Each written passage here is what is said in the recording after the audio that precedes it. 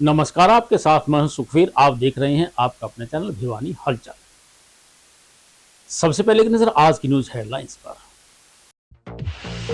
देश में नहीं होने दी जाएगी बिजली की कमी, कहा ऊर्जा मंत्री मनोहर लाल खट्टर ने।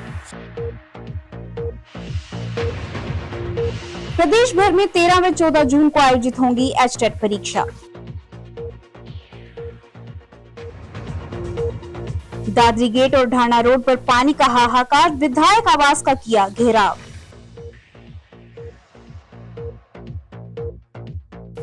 सीबीएलयू विद्यार्थियों ने बेजुबान पक्षियों के लिए शुरू किया जल अभियान। 16 जिलों में लू का ऑरेंज अलर्ट, स्वास्थ्य विभाग ने जारी की एडवाइजरी। कूड़ा जलाने से उठ रहा जहरीला धुआं, आमजन की सेहत पर खतरा।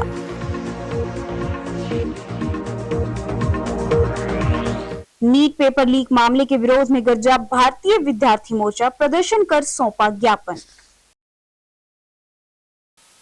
अब खबरें विस्तार से। गांव-पुर के विकास के लिए सरकार द्वारा की जा रही कल्याणकारी योजनाओं के शिलान्यास करवाने के लिए सर्व कल्याण मंच हरियाणा के द्वारा कार्यक्रम का आयोजन किया गया। इस अवसर पर केंद्रीय ऊर्जा मंत्री मनोहर लाल खट्टर ने आसपास के 33 गांवों की 104 बेटियों को निःशुल्क साइकिल वितरित की।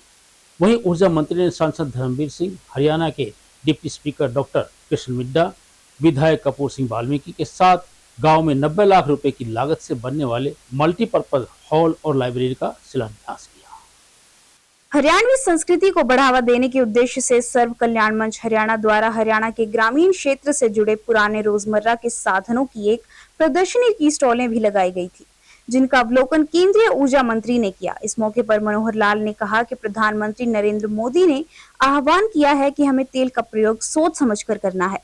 इसके लिए हमें सार्वजनिक वाहनों जैसे मेट्रो, रेल या बस का प्रयोग करना है। निजी वाहन का प्रयोग करते हुए गाड़ी को फुल करते समय अन्य लोगों को भी लाने ले जाने में मदद करनी है, ताकि कम वाहन प्रयोग हो तथा पेट्रोल पर खर्च होने वाली विदेशी मुद्रा की बचत हो।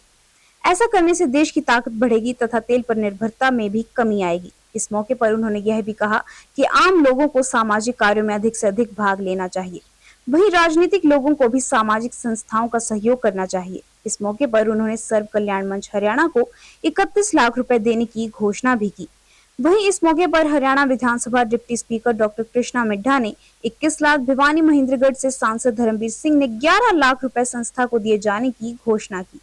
साइकिल प्राप्त करने वाली स्कूली छात्राओं ने कहा कि साइकिल प्राप्त करके उन्हें अब स्कूल आने जाने में कोई दिक्कत नहीं होगी तथा उनके शैक्षणिक कार्यों को आगे बढ़ाने में साइकिल मदद करेगी। समाज के काम में लोगों की रुचि बढ़े, सामाजिक संस्थाएं ज्यादा से ज्यादा सेवा का काम करें और न केवल सामाजिक संस्थाएं, मेरा तो कहना यहाँ तक भी है राजनीतिक क्षेत्र में काम करने वाले लोगों को भी अपना कुछ समय सेवा कार्य के लिए लगाना चाहिए। अगर इस सेवा कार्य में लोग आगे बढ़ेंगे तो वास्तविक एक परिणाम निकलने वाली बातें होंगी। आज जैसे बेटियों को साइकिल वितरित किए गए हैं, ऐसी बेटियां जो कई कई किलोमीटर पैदल चल करके इस धूप में गर्मी में अपने स्कूलों को जाती हैं, उनको सुविधा होगी ताकि मन लगाकर वो पढ़ सकें, पढ़ाई में तेज होंगी, तभी ये संस्कारित भी होंगी और इनका लाभ न केवल इनको बल्कि इनके परिवार को लोगों को होगा। बेटी का जो संस्कार होता है न केवल अपने इस समय के परिवार बल्कि बेटियां आगे भी जिस घर में जाती हैं उनको भी संस्कारित करती हैं और उसके बाद उनकी बेटियां और जाके संस्कारित करती हैं। ये लगातार बेटियों का संस्कार ये परवाह करने वाला विषय है और इससे समाज का कुल मिलाकर लाभ होता है, भला होता है। इस प्रकार के काम में आज जो सर्व कल्याण मंच द्वारा ये कार्यक्रम किया गया है, मैं उनकी सराहना करता हूँ और इसके जो अध्यक्ष हैं नवीन कौशिक जी, सहयोग से मेरे सहयोगी के रूप में कई वर्षों से काम कर रहे हैं, ये इस काम में जुड़े हैं, मैं इनकी भी एक प्रशंसा करता हूँ और मैं तो अपने हर एक साथियों को कहता हूँ इस काम में वो लगे।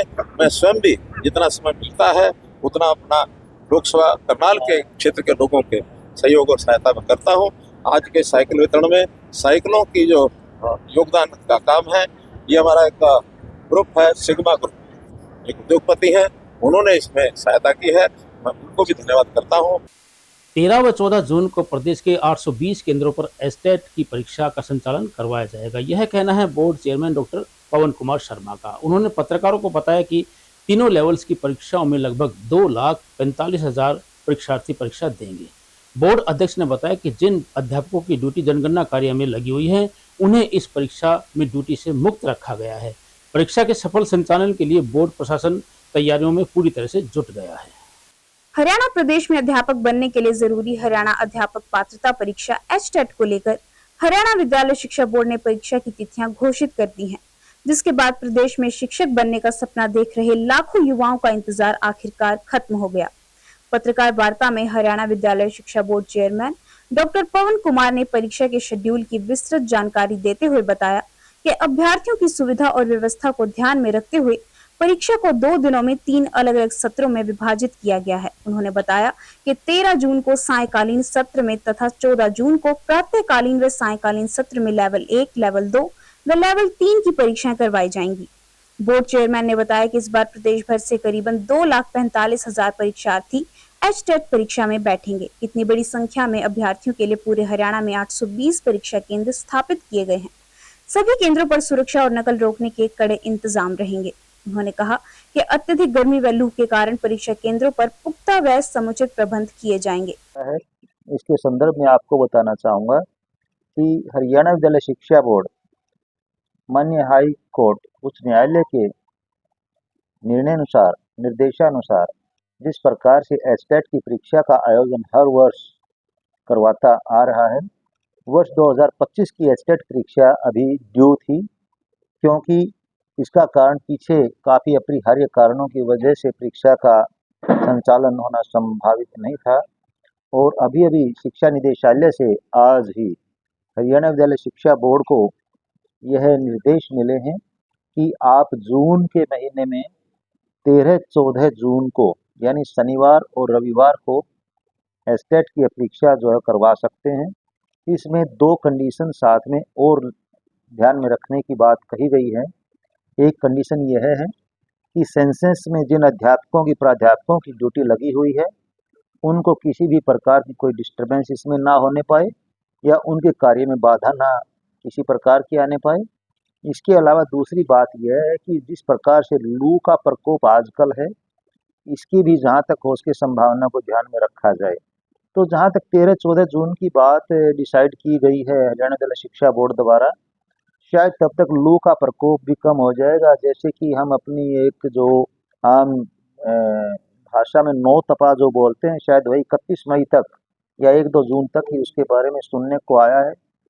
इसके साथ साथ सेंसस में जो कर्मचारी अधिकारी हमारे शिक्षक साथी ड्यूटी पर हैं, उसके अलावा हमारे पास प्राइवेट स्कूल स्टाफ भी काफ़ी उपलब्ध है, जिसकी किसी प्रकार की कोई समस्या इसमें आने की संभावना नहीं है।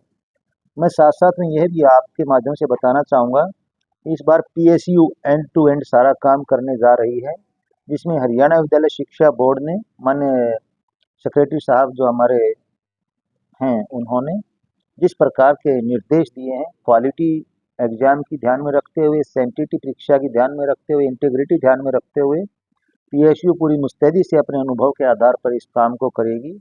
इसमें यह शर्त एक साथ में सभी अभ्यर्थियों के जो परीक्षा रोल नंबर उस पर देखने को मिलेगी कि 20 क्वेश्चन से ज़्यादा यदि कोई OMR शीट पर बगैर मार्क के छोड़ेंगे तो उनका जो OMR शीट है वह तुरंत प्रभाव से कैंसिल समझी जाएगी। दादरी गेट और ढाणा रोड क्षेत्र के लोगों ने भीषण पेयजल समस्या को लेकर जिला प्रशासन के खिलाफ प्रदर्शन किया। भाजपा मजदूर प्रकोष्ठ के प्रदेश सह संयोजक भगवान दास कालिया के नेतृत्व में किए जा रहे प्रदर्शन में निवासियों ने बताया कि वे पिछले 3 वर्षों से पानी की एक एक बूंद के लिए तरस रहे हैं। गुस्साए नागरिकों ने विधायक घनश्याम सर्राफ के आवास का घेराव करते हुए उन्हें पेयजल समस्या के समाधान के लिए ज्ञापन सौंपा। भाजपा मजदूर प्रकोष्ठ के प्रदेश सह संयोजक भगवान दास कालिया ने अधिकारियों की कार्य प्रणाली पर तीखा हमला बोला। कहा कि यह बेहद शर्मनाक और निंदनीय है कि दादरी गेट व ढाणा रोड के लोगों को पानी जैसी मूलभूत सुविधा के लिए इस भीषण गर्मी में दर दर भटकना पड़ रहा है। ढाणा रोड की सभी गलियों में पानी की सप्लाई का बुरा हाल है। गली नंबर 5, 8 और 9 के हालात तो इतने बदतर हैं कि वहां पिछले 3 सालों से पानी ही नहीं आया। अगर कभी कभार पानी छोड़ा भी जाता है तो वह महज 10 मिनट में बंद हो जाता है। कहा कि स्थानीय लोग पिछले कई महीनों से लिखित में अधिकारियों के चक्कर काट रहे हैं। विभाग के कर्मचारियों को बार बार शिकायत दी गई, यहाँ तक कि एक्जिन और SDO के दफ्तरों में जाकर उन्हें मौके की स्थिति भी दिखाई गई, लेकिन अधिकारियों के कान पर जूं तक नहीं रेंगी। अधिकारियों की इसी घोर लापरवाही और सुस्ती के कारण आज सैकड़ों परिवार नरकीय जीवन जीने को मजबूर हैं। नागरिकों ने मांग की कि जो पानी सिर्फ 10 मिनट आकर बंद हो जाता है, उसकी समय सीमा बढ़ाई जाए ताकि लोगों के घरों तक पानी पहुंच सके। गली नंबर 9 में पानी की पाइपलाइन में जो अवैध रुकावट है, उसे तुरंत खुलवाया जाए ताकि पानी का फ्लो सुचारू हो सके। कोर्ट रोड से आने वाली पानी की जो मुख्य लाइन थाना रोड में जा रही है, उस लाइन को दादरी गेट चौक से सीधे जोड़ा जाए ताकि पूरे क्षेत्र में पानी का प्रेशर बढ़ सके। पानी की सप्लाई लाइनों को दुरुस्त करने के लिए थाना रोड से अन्य व्यवधानों को तुरंत साफ किया जाए। जो हमारी बहनें यहाँ आई है, मैं इनका सम्मान करता हूँ और मैं ये आशा करता हूँ कि हमारे विभाग द्वारा इसको कल तक हम पानी देने का काम करेंगे और ये पानी जब मिलेगा तो उनकी प्यास बुझ जाएगी। आज जो भी बुलाने मेरे को सुनाने थे वो मैंने सुन लिए हैं। आगे इनकी कार्रवाई बढ़िया हो, इसके लिए मेरा प्रयास आपसे। 5 गली 4-5 नंबर तक जाता है पानी, उसके बाद नहीं जाता और 10 गलियाँ हैं ये। मेरा नाम भगवान दास खड़िया जी, मैं मजदूर प्रदेश से जी। आज हमारे जो दादरी ढाणा रोड की जो कॉलोनी है, उनकी महिला और कुछ पुरुष आ रहे हैं जो 3 साल से पानी की समस्या है। कुछ गलियों में जैसे 3 नंबर है, 4 नंबर है, 5 नंबर है, 9 नंबर है, 8 नंबर है। इन गलियों, ये गली है लंबी, इनमें पानी का जैसे प्रेशर चलता है, एक बार तो नलका बोलने लगा या मोटर पानी ढाले, एक 2 बाल्टी भरी जाए, उसके बाद पानी बंद हो जाता है। तो उसको लेके आज ये हमारा जो एमएलए साहब हैं घनश्याम सराफ जी, उनके पास आए हैं। हमारे कुछ अधिकारी बुलाए गए हैं, जेई साहब आए, ताज जी। तो जो समस्या थी इनकी जिम्मेदारी लगाई है। अभी ये कॉलोनी में जाएंगे, जहाँ जो दिक्कत है उसको चेक करके उसका समाधान कराया जाएगा। ढाणा रोड दादरी गेट 5 नंबर गली, पानी की समस्या हमारे यहाँ 4 साल हो गए। हमारा पानी आई ना जड्डम अंदर ना गर्मी में अंदर, खारा पानी के काम चला रहे सा विधायक कावा सा बोले पानी की गलवा देंगे, तसल्ली करवा देंगे। कदे मारा हमने 4 साल हो गए, कभी आज तक पानी नहीं आया से। आज एमएलए साहब ना भरी से ई बाग हमारा सावधान लग जाएगा। चौधरी बंसीलाल विश्वविद्यालय के विद्यार्थियों के द्वारा बेजुबान पक्षियों और पशुओं के लिए भीषण गर्मी में जल सेवा प्रदान की जा रही है। विद्यार्थियों ने बताया कि बेजुबानों की सहायता के लिए यह सेवा 15 जून तक जारी रहेगी। उनके द्वारा अनेक स्थानों पर पानी के सिकोरे भरकर रखे जा रहे हैं ताकि बेजुबानों की प्यास बुझ सके।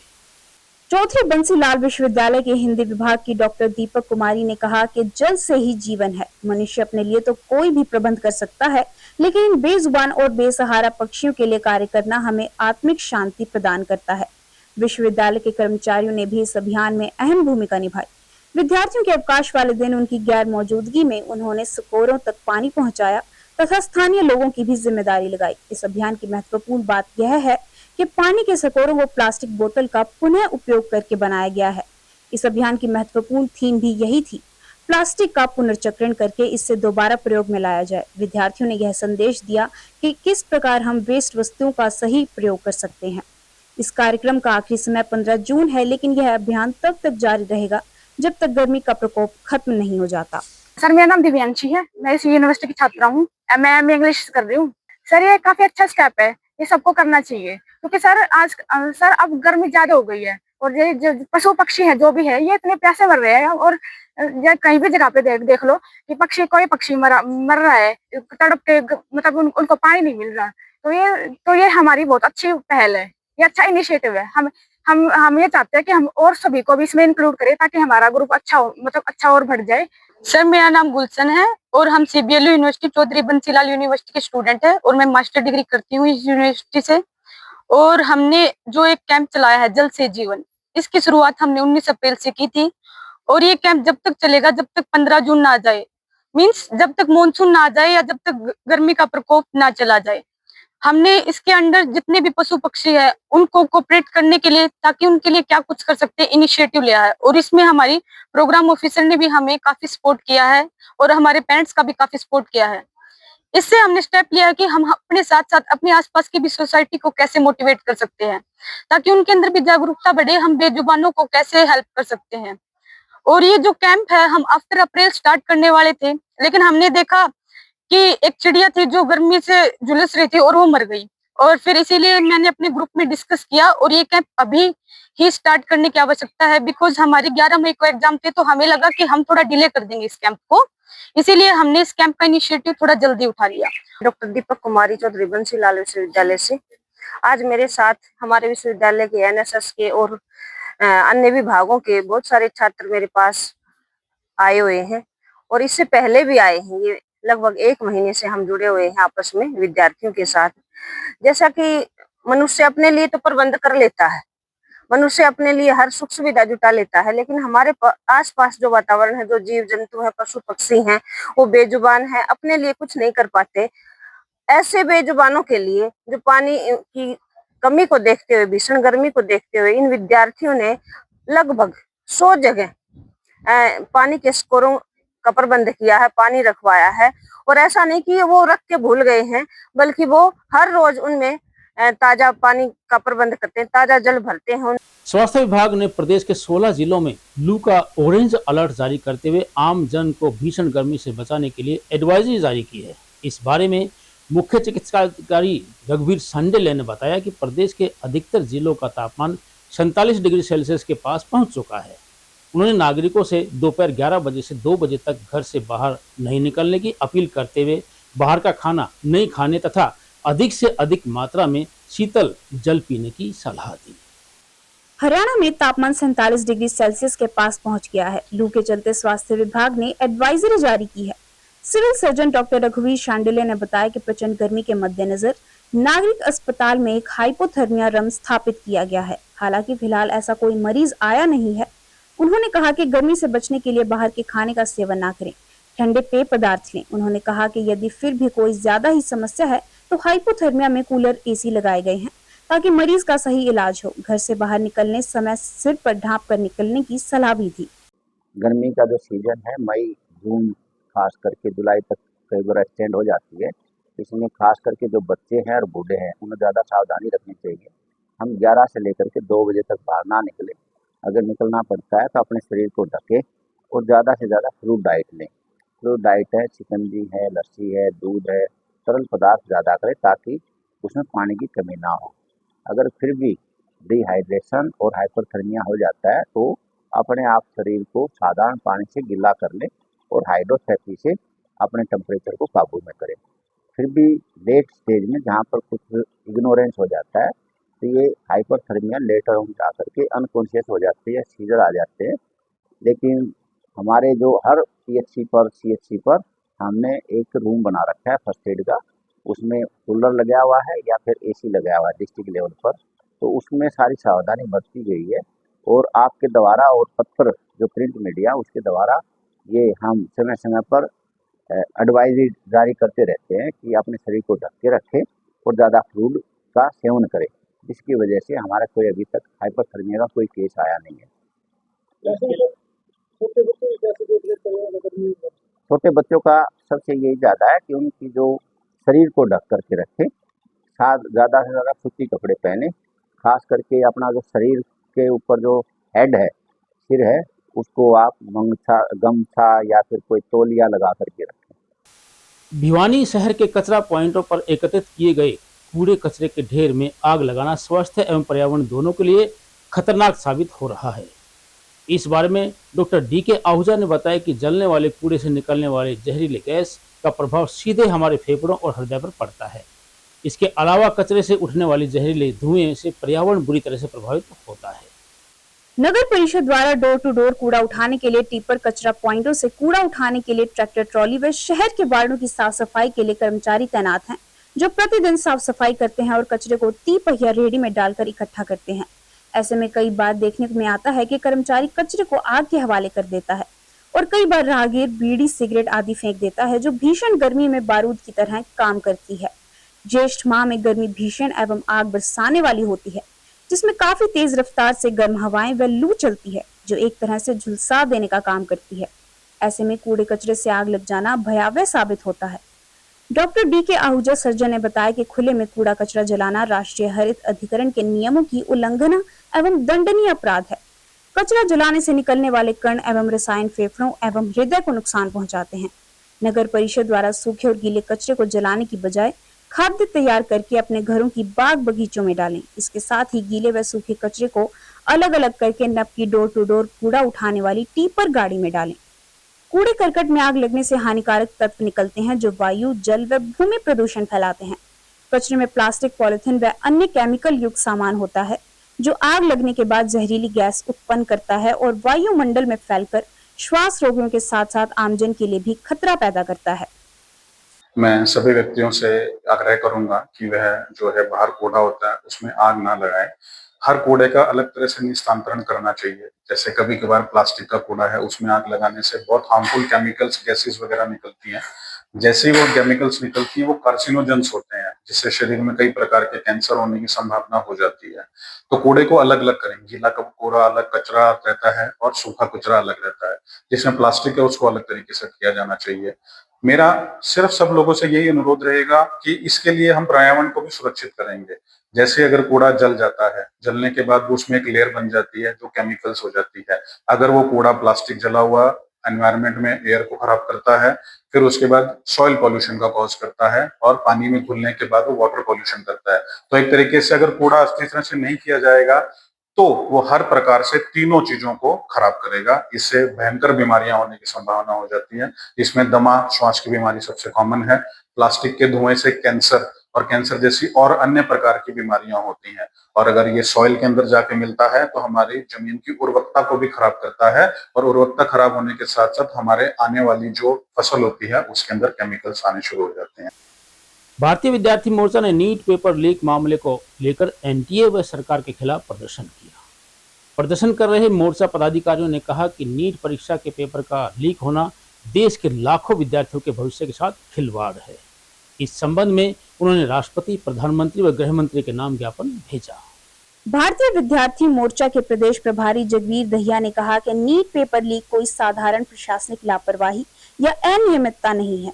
यह सीधे तौर पर देश की शिक्षा व्यवस्था की विश्वसनीयता, प्रतियोगी परीक्षाओं की निष्पक्षता और हमारे करोड़ों वंचित शोषित वर्ग के छात्रों के सामाजिक न्याय और समान अवसरों पर किया गया एक बड़ा हमला है। सालों साल दिन रात एक करके भूखे प्यासे रहकर तैयारी करने वाले करीब 22 लाख परीक्षार्थी और उनके परिवार आज गहरे मानसिक तनाव, असुरक्षा और भारी आक्रोश में जी रहे हैं। इससे ज्यादा शर्मनाक बात और क्या हो सकती है कि सरकार की नाकामी के कारण कुछ मासूम छात्रों की आत्मघाती कदम उठाने तक के लिए मजबूर होना पड़ा है। संगठन ने साफ कर दिया है कि जब तक शिक्षा व्यवस्था में पारदर्शी सुधार नहीं होते वे चुप नहीं बैठेंगे। कहा कि मोर्चा की मांग है कि नीट पेपर लीक प्रकरण की स्वतंत्र और समयबद्ध जांच पूरी होने तक केंद्रीय शिक्षा मंत्री अपनी नैतिक जिम्मेदारी स्वीकार करें और तुरंत अपने पद से इस्तीफा दें। केवल दोबारा परीक्षा करवाना इस मानसिक और आर्थिक प्रताड़ना का हल नहीं है। प्रभावित सभी परीक्षार्थियों को उनके परीक्षा शुल्क का 3 गुना मुआवजा दिया जाए ताकि उनकी यात्रा, भोजन और मानसिक क्षति की अंशिका भरपाई हो सके। राष्ट्रीय परीक्षण एजेंसी को तत्काल प्रभाव से पूरी तरह प्रतिबंधित और ब्लैक लिस्ट किया जाए। परीक्षा संचालन में निजी अनुबंध प्रणालियों को बंद कर इसकी पूरी जिम्मेदारी सरकारी संस्थानों को सौंपी जाए। OMR आधारित परीक्षा प्रणाली की सीमाओं और इसमें होने वाली सेंधमारी को देखते हुए तुरंत कंप्यूटर आधारित टेस्ट प्रणाली को लागू किया जाए। पेपर लीक और मानसिक दबाव के कारण जिन होनहार छात्रों की अकाल मृत्यु हुई है, सरकार उनके परिवारों को 50 लाख रुपए का मुआवजा और एक सरकारी नौकरी तुरंत प्रदान करे।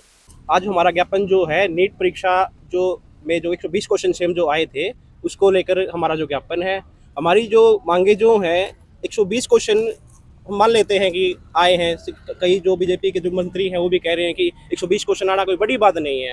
अरे 120 क्वेश्चन का लेवल देखो कितना बैठता है, कितने क्वेश्चन बनते हैं। तो हमारी इसमें मुख्य मांगे जो हैं कि धर्मेंद्र प्रधान जी को आगे बाइट देनी चाहिए मीडिया के आगे और ये कहना चाहिए कि हाँ मेरे से गलती हुई है।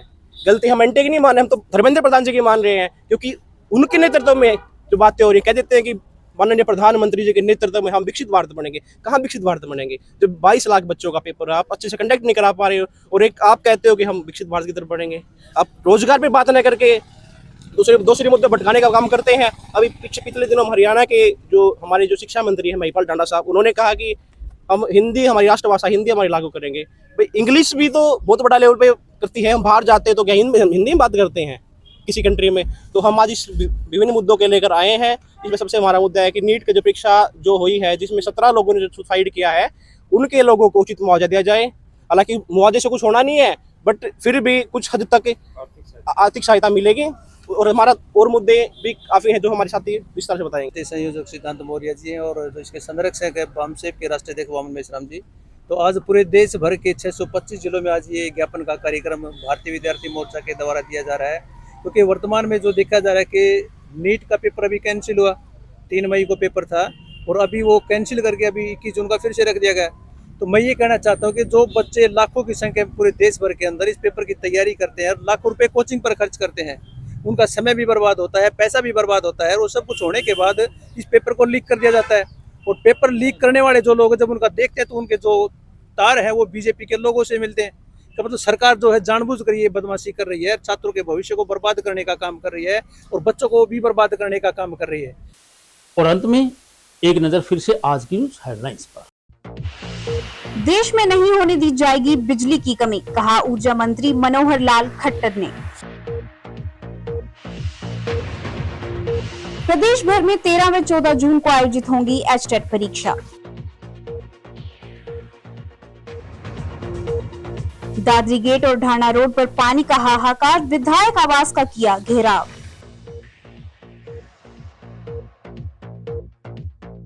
सीबीएलयू विद्यार्थियों ने बेजुबान पक्षियों के लिए शुरू किया जल अभियान। 16 जिलों में लू का ऑरेंज अलर्ट, स्वास्थ्य विभाग ने जारी की एडवाइजरी।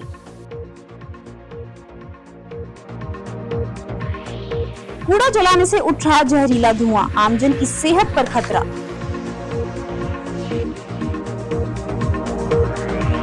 नीट पेपर लीक मामले के विरोध में गरजा भारतीय विद्यार्थी मोर्चा, प्रदर्शन कर सौंपा ज्ञापन। अब मुझे दीजिए इजाजत, देखते रहिए आपका अपने चैनल भिवानी हलचल।